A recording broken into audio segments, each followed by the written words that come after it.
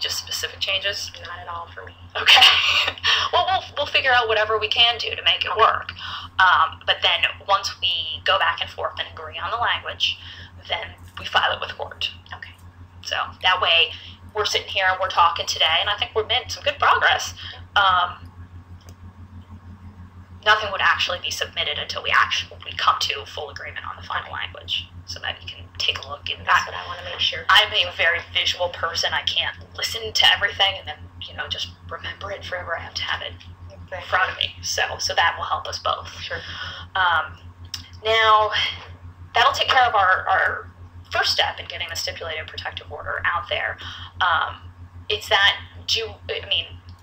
Logistically, is that something you want me to draft up first and send over to you? Sure. Since I've seen them before?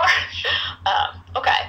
And then we'll figure out the best way to work out some changes, whether it's a phone call and, we could be on the phone and I could be typing, or some changes, we could be discussing that once we get that your way. Okay.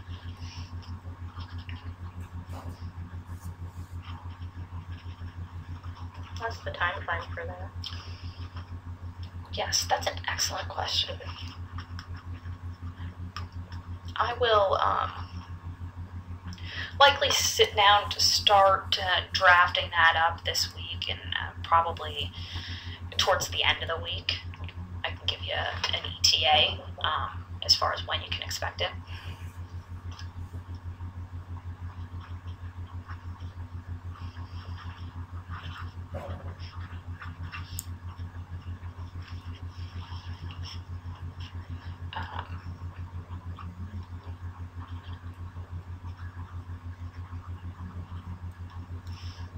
Let me call my assistant and have her bring up a copy of that email so you can have that with you and take a look at that. And it'll probably be something that's best or most useful, sitting right with the exhibits and the page numbers, saying this, and then we can, if we need to talk over the phone about some of that information, we can certainly do that. I'm pretty much available this week, just a few meetings here and there.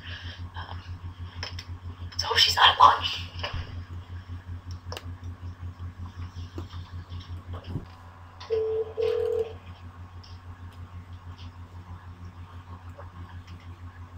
Hey, I need a favor. I am up in conference room 19, and I need you to go into the emails. I believe John sent an email to Ms. Shields around June 17th, and it's going to contain a list of page numbers, exhibit numbers. I can't remember how he broke it down, but it's going to have a list of exhibit numbers that kind of identify some confidential information that was filed in the exhibits. I think it's when we filed our initial motion to protect order, so I'm pretty sure it's that date. I'm not sure, time of day or anything. So do a search for that, see if you can get that, and I need a hard copy up here. So, and call me back up here if you have some trouble finding it, because I might be able to help you narrow it down a little bit more. Okay, thanks. She's on it. Okay. Okay, so I guess it'll be hard for us to figure out exactly what to do about all those till you have a chance to look at the specific characterizations of how, things that we pointed out. I think it's important to know, at least so you're aware of, when we identify specifically what in those exhibits we believe to be confidential, we need to publish that in any court documents, because that would be basically like a roadmap to somebody to go get what we consider sensitive information. So you use it, do what you need to do to understand it, but we would not want that filed in any way. Sure. Someone just knocked on the door. Or something. Okay, I'm not crazy, right?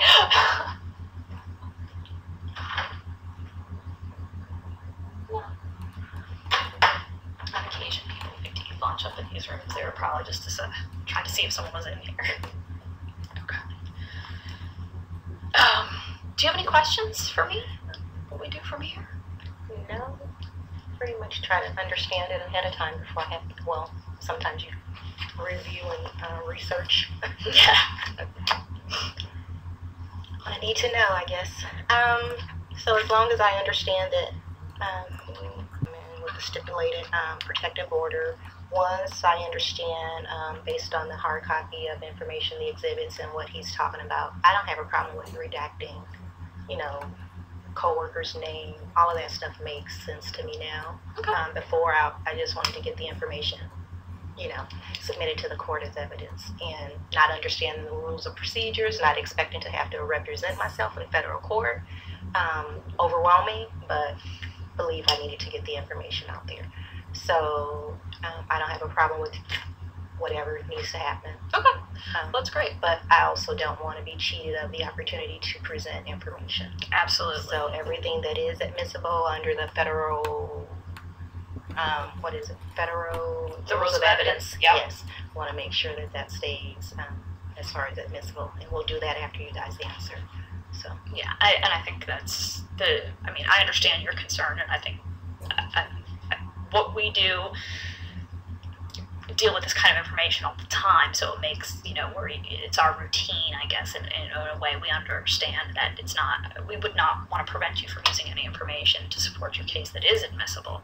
Just, you know, we agree on different ways and how we use it, and it makes the process a little smoother going forward. And we didn't talk about that. I don't believe we spoke about, once we determine something is confidential, how we're going to use that information, or are we only going to use it between us and the court once it's been designated? If it's designated confidential, it would be used between us in the litigation, not disclosed elsewhere, and then filed with the court under seal. And then as far as the impeding me from obtaining an attorney, if it's something that I believe is need to be seen by that representative, possible representative. But they will have to, but I couldn't share it with anyone.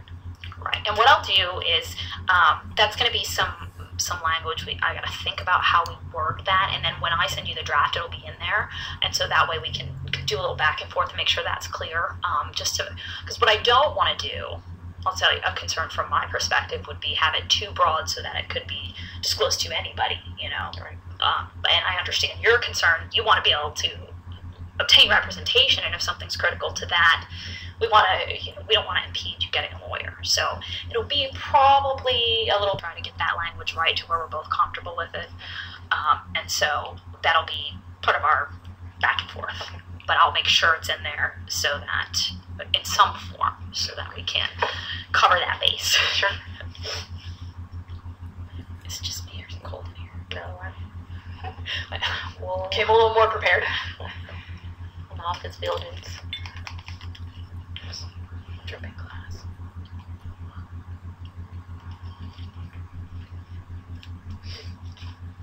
Okay, I've got my to-do list.